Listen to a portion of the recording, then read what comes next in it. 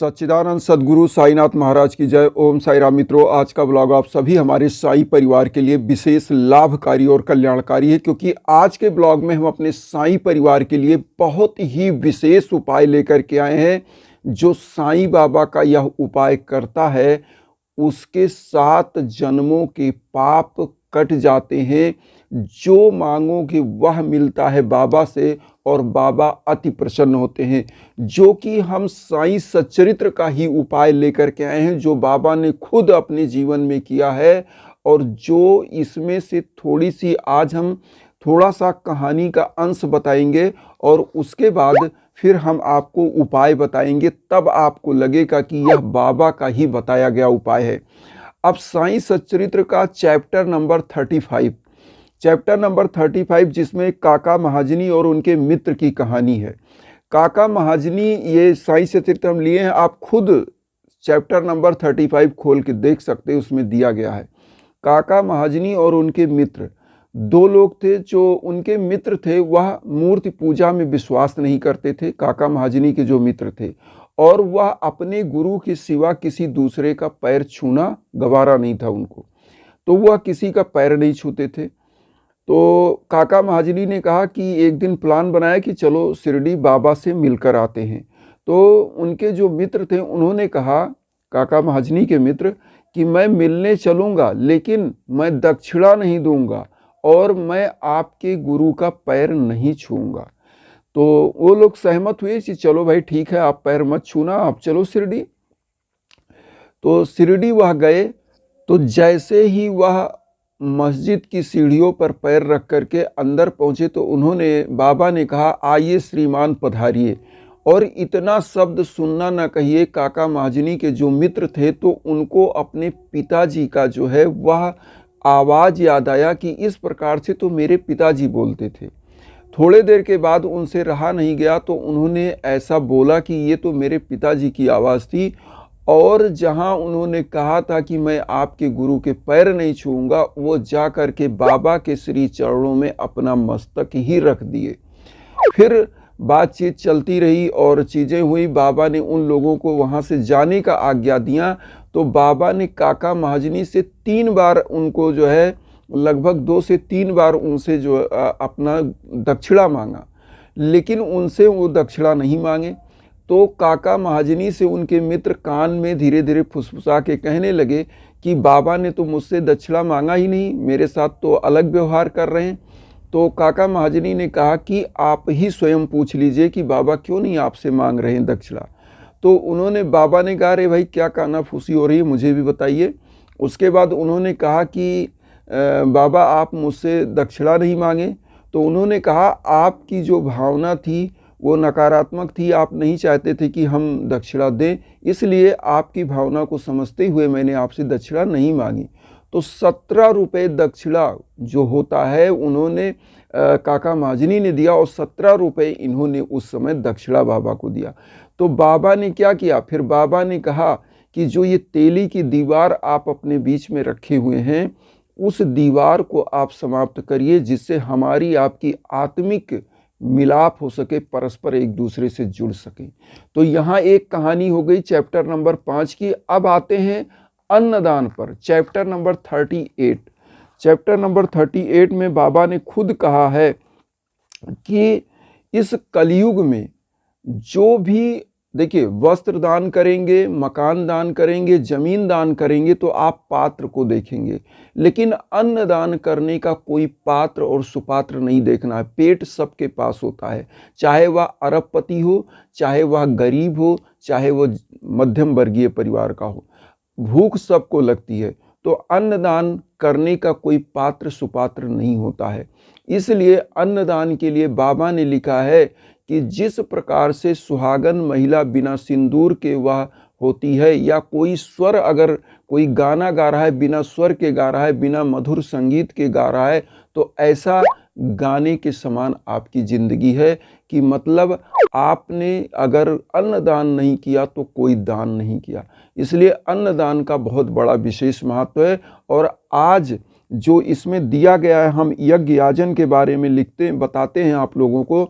ये chapter number 38 अगर आपको आप खुद खोल के देखेंगे तो ये पेज नंबर चैप्टर नंबर 38 में पेज नंबर 268 268 नंबर पेज पे वहाँ पे लिखा है कि सतयुग में तप, त्रेता में ज्ञान, द्वापर में यज्ञ और कलयुग में दान का विशेष महात्म्य है। सर्व प्रकार के दानों में अन्नदान श्रेष्ठ दान है।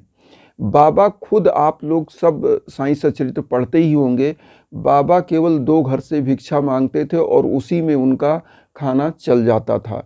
तो 2 घर से लेते थे, लेकिन जब वह लोगों के लिए व्यवस्थाएं करते थे तो खुद मार्केट जाना, वहाँ से चीज़ें खरीद कर लाना और खुद चक्की में चीज़ों को पीसना। और वह बड़े बड़े हांडी रखे थे, 2 हांडियाँ जिसमें 500-600 लोगों का अन्न बनता था और अपने हाथों से डाल के, वह करछुल नहीं डालते थे, अपने हाथ को ही डाल करके चलाते थे अन्न को। तो और बाबा का हमेशा ध्यान रहता था कि भोजन स्वादिष्ट बने। तो अन्नदान वह करते थे, केवल महालसापति और अपने एक शिष्य के लिए वह निकालते थे और सब गरीबों में, दीन दुखियों में वह बांट दिया करते थे। तो यह अन्नदान का जो आज हम यह कहानी आपको बताने जा रहे हैं, जो उपाय आज का है, इस उपाय में यह चीज़ हम बताना चाहते हैं कि साईं सच्चरित्र में जो चीज़ लिखी हुई है उन्हीं उपायों को हम लाते हैं। समय समय पर जो छोटा छोटा उपाय हम बताते हैं उसी उपाय को। तो आज का जो उपाय है वो करना क्या है, आपको ध्यान से सुनना है। आज का उपाय है, कोई भी व्यक्ति, कोई भी बच्चा, कोई भी घर परिवार का सदस्य अगर कोई भी नया कार्य कर रहा है, उसको सफलताएं नहीं मिल पा रही हैं, घर परिवार में रोग व्याधि बाधाएं आ रही हैं, कोई भी पैसा आप कहीं से कमाते हो वो रोग दोष लड़ाई झगड़े में खर्च हो जाता है, परिवार में दाम्पत्य जीवन की दिक्कत चल रही है, परिवार में दिक्कतें आ ही रही हैं और समाप्त नहीं हो रही हैं। इसीलिए मैं यज्ञ की बात करता हूँ। और यज्ञ की बात इसीलिए मैं कहता हूँ कि आपको कोई भी हवन कराना है, पूजन कराना है, तो उसके लिए इंस्टाग्राम पर संपर्क करिए। और जो उपाय आपको करना है वो कैसे करना है, अब आप ध्यान दीजिए।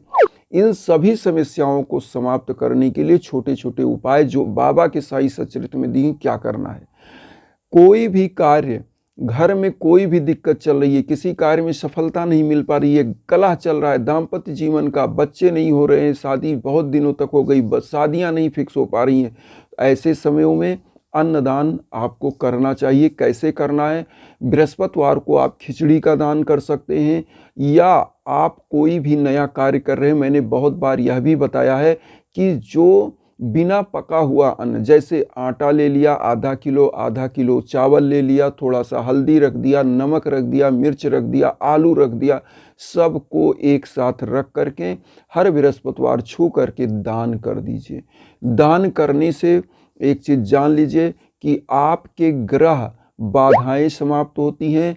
आपके ग्रह गोचर जो कुंडली में अगर आप बिलीव करते हैं तो कुंडली में जो ग्रह बाधाएं होती वह भी आपके सुधर जाते हैं, सही हो जाते हैं, आपके अकॉर्डिंग हो जाते हैं और आपका फूटा हुआ किस्मत चमक जाता है। तो यह बाबा की जो बताए हुए उपाय हैं, इन उपायों को आपको करना है। इस उपाय में क्या है, बाबा कहते हैं कि आप अन्नदान करिए और अन्नदान किस रूप में, गरीबों में ओम साई राम कहते हुए आप उनको खिचड़ी बांट दीजिए, फल फूल समय पर बांटिए। मेरे हर उपाय में मैं बताता हूँ कि लास्ट में कोई भी उपाय करिए तो लास्ट में क्या करिए, गरीबों को अन्नदान जरूर करिए, फल दान करिए, वस्त्र दान करिए, जितना आपका सामर्थ्य है वह चीज़ करिए और इससे आपकी मनोकामनाएं सिद्ध होती हैं।